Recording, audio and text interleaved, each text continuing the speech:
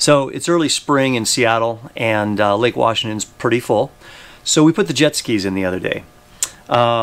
Because the lake is up, there's also a lot of debris in it. So we've got lumber, we got dock parts, we've got deadheads, lily pads, you name it. So I wasn't shocked when the impeller got jammed. I was surprised by what was in there. Wasn't sure if it was a shirt or a dish towel or what until I saw this little guy. Realized, oh, it's a face mask.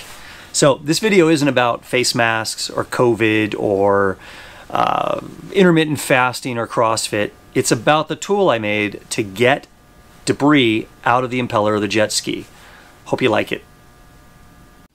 So to make this thing, start by grabbing a 1/4 inch piece of round stock. I got mine at the True Value, and I cut it down to about 2 feet. Makes it real manageable. You're going to put in 2 bends, one at either end, and the first one here is the shepherd's hook. I bend it over once as far as it can go, and then I put it back into the vise and bent it a little bit further. Whether you're using the vise or maybe even a hammer to put these bends in, be careful because the stuff does like to spring back. And then at the very end, once I'm done here, I put in a little relief bend right about here. And that's your shepherd's hook. The other end of this is going to be what I call the dental pick. This is a little bit more for the smaller areas up inside of the impeller. So you want to make this one a little bit smaller. It's got to be able to fit in between the vanes of the impeller. The next thing I do, once I've got a small bend, is I actually want to flatten it out.